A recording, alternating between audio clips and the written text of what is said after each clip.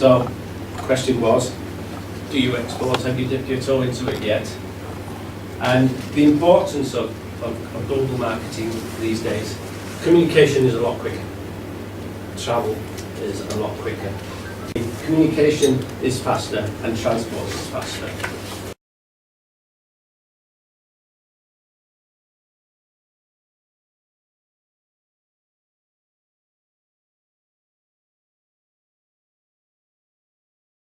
It says marketing on a worldwide scale, reconciling or taking commercial advantage of global operations, differences, similarities, and opportunities in order to meet the global objectives.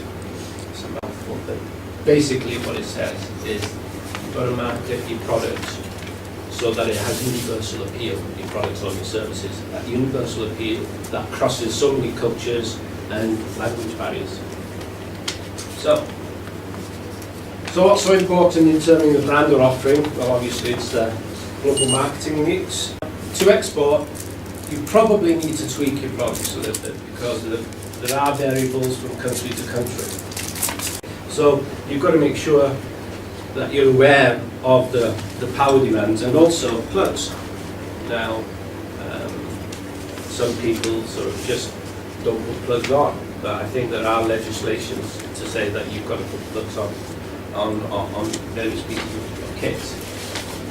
But you've got to have a brand identity, and Coca-Cola is the one that I can sort of think of most. That was the very first sort of shaped bottle that came out.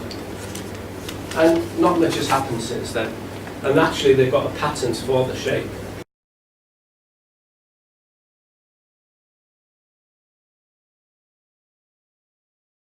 So it's like a USP of sorts. And what also they did was, that's a similar bottle but in Chinese, got a Chinese label on. And again, what they wanted to do was make sure that the swirly C was visible in different languages if possible. Some is easy, others it's impossible. Like Korean, you will have a clue that was Coca-Cola. But maybe in Bangladesh or in Somalia, they sell it all over the place. But certainly, very important for you to have a brand identity going forward. Product placement, again, Coke's done well there in terms of placing their product in the front row, so to speak, of a convention. But there's no point putting your high-end product in a pound shop or a low-end in a boutique. So you've got to make sure that you position or place your product properly.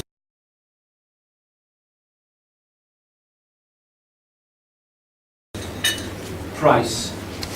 Again, there's a lot of variables or inputs in terms of price.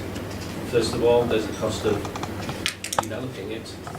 There's a cost of manufacturing it, whether you manufacture it, let's say in the UK or in a low-cost region such as China. You've got freight, tariffs, currency to consider. So and the distributors and agents, they want their cut on the profit. So you've got to get the price just right. Now you come to promotion. So how do you intend to promote your product? So catalogs, or catalogs as our American colleagues would call, brochures, stuffers, so flyers, posters, trade press if you're part of an organisation that has a magazine and obviously an area, your channel partners, that is your distributors or agents, and the internet. One or two that are not on there is TV and radio. You've got a website, that will be a window to the world. And more you get these social media platforms.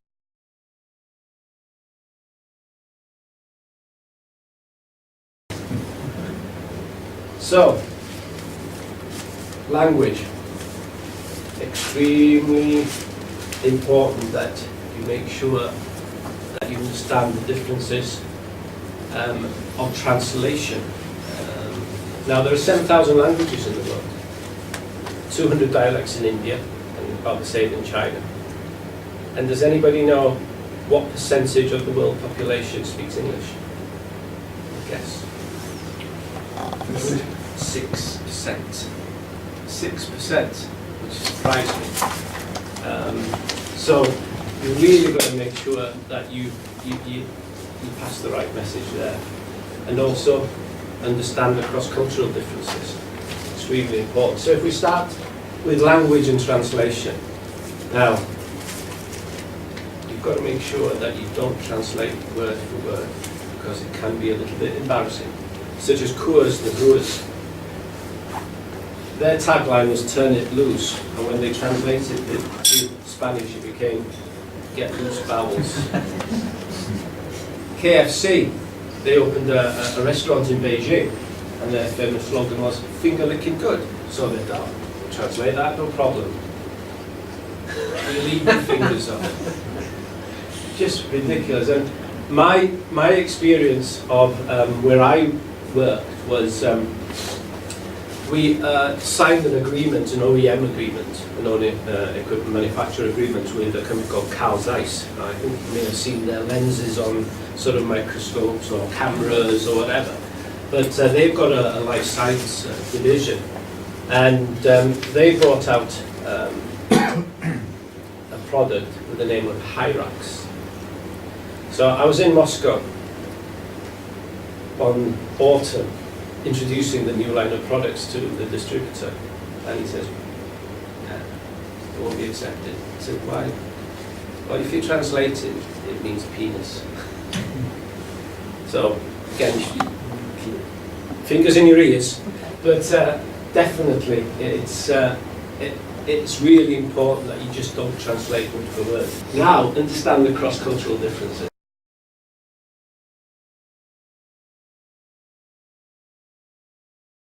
What does that signify to you guys? To most, it would be an offensive gesture. But in fact, these people have shown that they've just voted in India. Winston Churchill, the famous V. Now, at the beginning of his tenure as Premier, he had his palms facing towards him. And to some members of society, that was pretty offensive. So, towards the end, he had the palm facing towards me.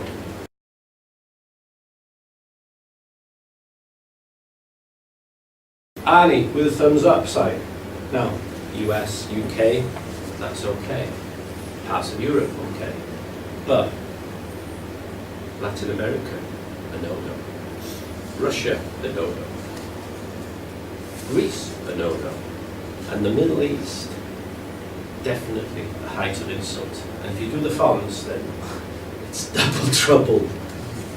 The AOK sign, used by scuba divers, to, if they go and look like that, they ascend, so they have to look the O sign. But again, that is pretty offensive in some parts of the world, such as Germany. They don't like that at all, and the Middle East. And finally, Jacques Chirac doing his Tommy Cooper impression. But in Greece, that is also an insult. It's called a lutsa. And the company brought out an aromatic reagent called glyphins. This is the best thing since sliced bread. Not that anybody else in other parts of the world would know that, but certainly what they did, they said, right, skunk. We'll have a skunk as a centerpiece to our Marcon piece. Of course, everybody in the US and most parts of Europe know about the skunk. Asia? But if you had the durian, no, I'm not sure. Again, do people know about the durian in other parts of the world? That would be a yes. So the message is, you've got to have it universal, basically. You've got to understand, as I said previously, certain colours. Egypt, green is unacceptable because some of their religious leaders once wore the colour in Hispanic nations, purple. Japan, black and white are colours of mourning. China, white is a colour associated with death. Puma, you saw it in a previous slide.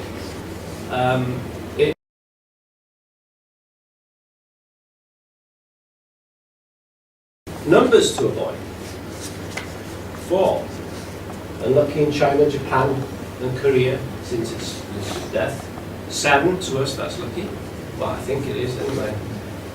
unlucky in China. 13, unlucky. But items to avoid in your global advertising, clocks. That doesn't go down well in China because it's linked with death. So since that China is going to be probably the largest economy, I just thought you might sort of like to have an idea of the do's and don'ts of what you should do. Don't use numbers 4 and 7. Don't use clocks. And don't use the colour white. So if you combine all that together, the worst thing you can do is have 4 white clocks. So the final tips I've got as far as marketing globally is concerned.